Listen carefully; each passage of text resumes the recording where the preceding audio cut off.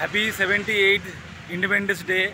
তো আমরা চলে এসেছিলাম আজকে পার্কে টুকটুক আর টুকুকে নিয়ে। তো চলো তোমরা ভিডিওটা দেখতে থাকো, আর কেমন হলো ভিডিওটা কমেন্ট করে বলো। চলো ভিডিওটা তাহলে শুরু করি।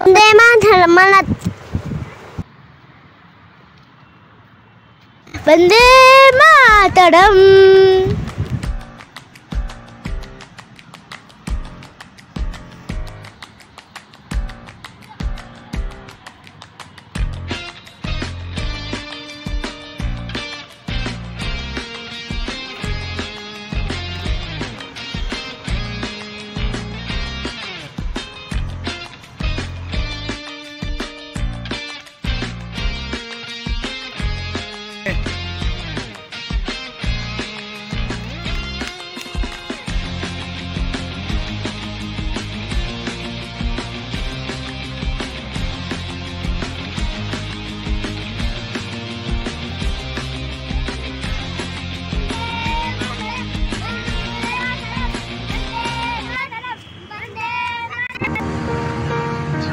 বর্তমানে এক স্বাধীন সার্বভৌম রাষ্ট্র।